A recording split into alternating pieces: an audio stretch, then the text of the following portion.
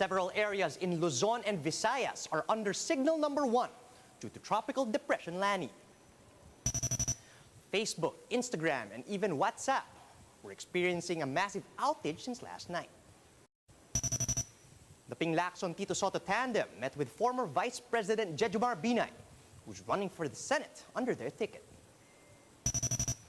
Another political party with 2 factions showed up in yesterday's filing of certificates of candidacy.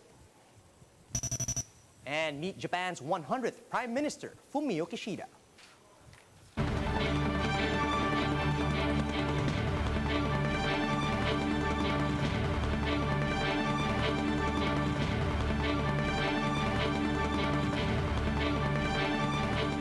Fast, focused, and fearless. Here's everything you need to know as you jumpstart your day. I'm Charles Lejano. Starting today's newscast with parts of Luzon and Visayas under tropical cyclone wind signal number 1 due to Tropical Depression Lani. These include the southwestern portions of Romblon, Oriental Mindoro, and Occidental Mindoro, as well as the northern portion of Palawan, including the Calamian and Cuyo Islands. Likewise, Antique and the western portion of Aklan are under signal number 1.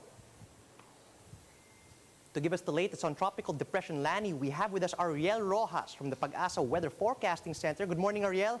Could you tell us where TD Lani is currently at? At 4 a.m., the center of Tropical Depression Lani remains over the northern part of Sulusi, some 70 kilometers south-southeast of Coron, Palawan.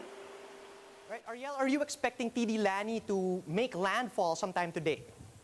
Yes, in fact, at 6:15 in the morning, it made its 9th landfall over Ilok Island in Linapacan, Palawan, and a 10th landfall over El Nido, Palawan at 6:45 in the morning. So it is now over the eastern side of the West Philippine Sea, where it is expected to intensify into a tropical storm before it exits the PAR tomorrow afternoon or evening. Right, Ariel, when is Lani expected to exit the PAR? It's expected to exit the PAR tomorrow afternoon or evening. Right, it is a bit rainy on the way over here. What's the weather going to be like over the rest of Luzon and as well as Visayas and Mindanao? Palawan will continue to have moderate to heavy rains today, while Metro Manila, Western Visayas, Bicol Region, Calabarzon, Central Luzon, and the rest of Mimaropa will have light to moderate with at times heavy rains.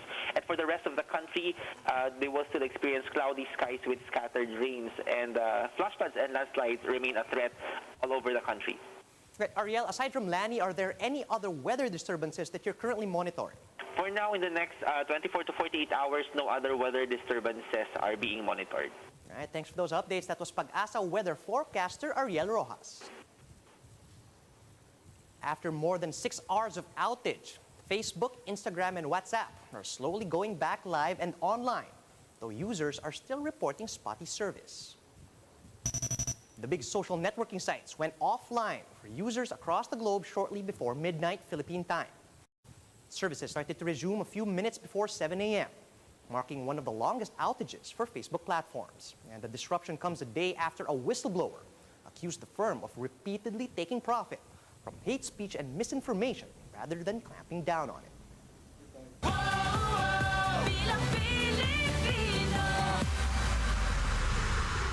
And halfway through the 8-day COC filing, COMELEC has received more than 100 certificates of candidacy of nomination and acceptance.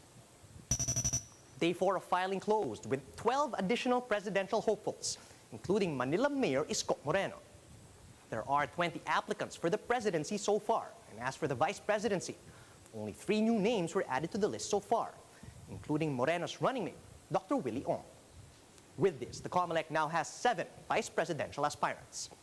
Meanwhile, a total of 39 individuals filed COCs for the senatorial race, while 48 certificates of nomination and acceptance have been filed by party lists. All in all, 114 COCs and CONAs have been filed for the national positions in next year's polls. Day 5 of COC filing will start in just a few minutes. Isang Bayan is still open for any candidate who is still looking for a united opposition. This was confirmed by coalition convener Howard Calleja in an interview with The Big Story. Calleja explained that even if they were waiting for Vice President Leni Robredo's acceptance of their nomination, all posts are still up for grabs for anyone who's seriously looking for unity during the upcoming elections. All options are still open, and even for the presidency, even if there are candidates who have filed their certificate of candidacies. But if all individuals concerned, all candidates concerned, go to the negotiation table or unity table with open minds, open hearts, then I think it is possible, and I'm very optimistic. Senators Ping Lacson and Tito Sotto met with former Vice President Jojo Binay and his daughter Senator Nancy Binay yesterday. Former Congressman Arnel T. from the LPGMA party list and former GSIS President Clint Aranas were also present at the meeting. The meeting was held in Makati as other political aspirants filed their certificates of candidacy in Pasay. The older Binay will run as senator under Lacson's Partido Reforma slate, but he'll still run under the banner of UNA or the United Nationalist Alliance Party. Recall that Sotto is also not part of Lacson's Partido Reforma, as he is the chairman of NPC, or the Nationalist People's Coalition. Another party is being likened to PDP Laban in terms of factioning among its members. The Philippine Green Republican Party, or PGRP, filed their certificates of candidacy for the whole slate, from their presidential bet to a complete set of senatorials. Presidential aspirant Leo Cadion said their party is united by their common concern for Filipinos amid the widespread political bickering in the country. But it seems even their party was not spared from this political bickering, as two of their members teamed up and filed their own COCs as presidential and vice presidential candidates separately from the party slate. But Cadion insists Laurencio Ulaga and Alexander Lage do not represent PGRP. Alam naman po ang mga tao, may kanya-kanyang vested interest. Actually, ma'am, nagkaroon po kami ng National Convention. Wala po sila. Makita na lang po ninyo. Sa itsura po namin, kumplito po kami ng lineup. Sila, dadalawa. Sa tingin po ninyo, sino pong tunay?